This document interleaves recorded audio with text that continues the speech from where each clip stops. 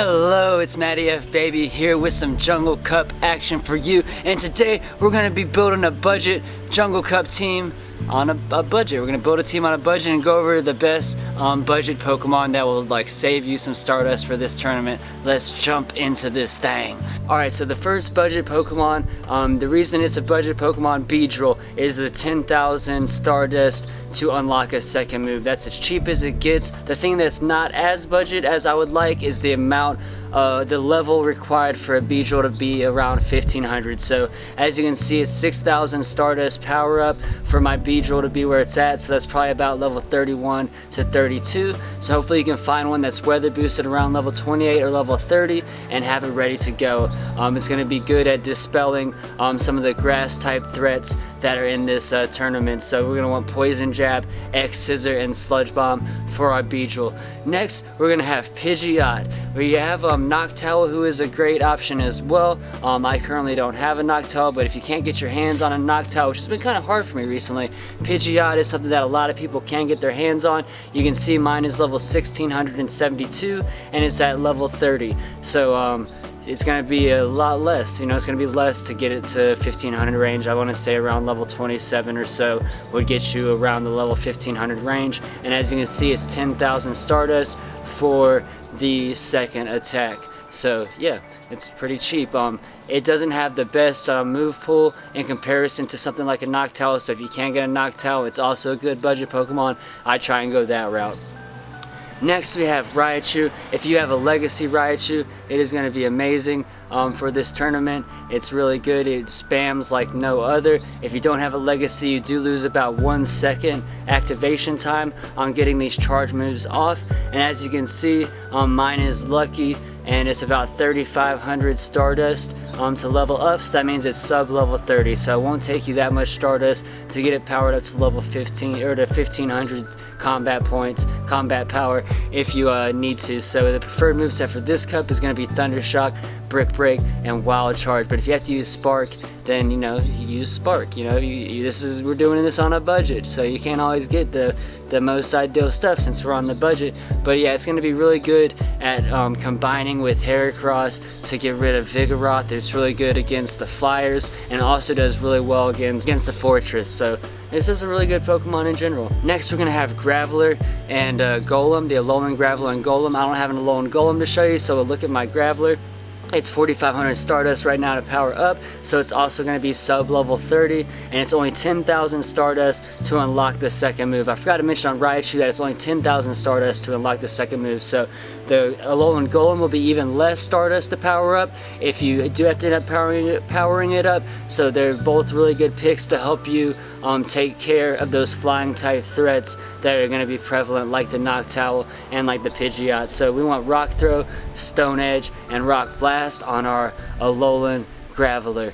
And let's go over to the next option. This one is going to be a little expensive to unlock the second move, but the reason it's a budget pick, the Lantern, is because it's how many umpteenth time that it's been available for a tournament. So if this isn't your first tournament, there's a good chance you already have Lantern in your inventory all ready to go. So he's less than level 30 to be at that pristine 1,500 CP mark. So the moveset preferred is Thunderbolt and Hydro Pump, and then PvPoke has Water Gun as the preferred moveset. Right now I've been running Charge Beam, and I've just been using mine to counter Flyers mainly and protect like my Heracross from flying type Pokemon. So my Heracross or my Breloom. So I have Charge Beam on right now, and I'm liking it so far, but the preferred moveset according to PvPoke is going to be Water Gun, and I can see why it really will help you with like those rock type threats. So yeah, Lantern's just really good. Next we have Heracross, and he's not going to be very easy to find, and his charge attack unlocking is going to be pretty expensive, but the reason I have it as a budget Pokemon is because you can get away with just having one charge move for your Heracross. It powers up, you see mine's at 1,500 almost, and it's at the 2,200 Stardust to power up, so it's sub level 30. Yeah, and it's just a fun Pokemon. It's sub level 20. So if you do have a Heracross that's below and you got to power up a little bit, it's not going to take you that much Stardust to power it up. And the preferred moveset for a budget one with only one charge move is going to be Counter and then Megahorn as the charge move. And this is going to be really good at attacking both the Vigoroth and the Fortress. It can handle either one in a solo fight, so that's what's so good about Heracross. It's one of the only Pokemon that's able to do that. Next we have Sceptile, and I have Sceptile over Venusaur for 2 reasons. For one reason mainly, because he doesn't need a legacy move. Leaf Blade is going to be better than Frenzy Plant. It activates faster, and then also Aerial Ace is going to be good at dealing with flying type or with bug type threats. So Venusaur can't deal with the bug type threats as well as the Sceptile can. It does take less damage from the bug type threats as a poison dual typing, but I like Sceptile for this. They're both 10,000 to unlock the second move, and as you can see, it's only about level 20 as well, so it's sub level 30, so it doesn't cost much, but I like it because you don't have to have a legacy. And yeah, the preferred move set is going to be Fury Cutter, Aerial Ace, and Leaf Blade. And if you need a Venusaur, you're going to want, if you want to use Venusaur, you're going to want to use the legacy one. So next we have Breloom. As you can see, it's level 20 right here at at 1500 combat power, and the reason I think that it's a budget Pokemon, it doesn't have a cheap unlock for the second move, but I don't think that you need the second move if you wanted to go budget. And because the main use we're going to have for it is if you can't get a Heracross, it's going to be something that can really push the normal types like Vigoroth and other normal types with the counter fast move. So the main thing that we love about the Breloom is its high attack and the counter, being able to neutralize the normal type threats, in particular Vigoroth. So that's why I think it's a budget Pokemon, is because you don't really need the second move. Of course you want second moves on pretty much all Pokemon. It's nice to have a variety, it's nice to have options, but yeah, so that's why I have it as a budget Pokemon. That's good. We have Vigoroth as another budget Pokemon. It does take Stardust to get it to about level 30 for it to be at 1500, but the thing is, you're going to be using Body Slam like 90% of the time. Really, the main time you don't want to use Body Slam is when you're facing off against those Steel and Rock types. Yeah, because they resist the normal type moves. So you could get away with only having one charge move for the most part if you're trying to do this on a budget and spend as little Stardust as possible. So and the reason I have it on a budget team is because you just want to have Vigoroth, man. Even if it only has one move, one charge move, you want that threat of Vigoroth being on your squad in your team of 6. It's something you really are going to need. At least the threat of it. Even if you end up not using it as much, you at least want people to have to worry about it. Alright, our last one is going to be Noctowl. And you heard me talking about Pidgeot earlier. I'm having a hard time finding more Hoots to evolve into a Noctowl because all my Noctowl are bad PvP IV. But as you can see, it's mine's 1357. This one I have just not ready for the cup. It's not going to be too much more Stardust to get it up to level 30, so it will be probably about or to 1500, it probably will be about level 30 by the time it gets to the 1500 range. But you see the new attack is 10,000, and if you can get a Noctowl over Pidgeot, I would definitely try to do that. It is a thick boy, and it's going to be the best flyer for this tournament. It has better coverage moves, or better move pool overall. Pidgeot only has the flying type moves, and you really would want a legacy Pidgeot for that fast move to use Pidgeot as well as you can. So even though I think Pidgeot is a great budget Pokemon for this cup, I think Noctowl is still a budget Pokemon as it only has the 10,000 Stardust and it's still only about level 30, so hopefully you can find one weather boosted. So yeah, we're going to want that Noctowl. It's going to do really well against a lot of the bug, grass. It's going to whoop up on things like Heracross and Breloom.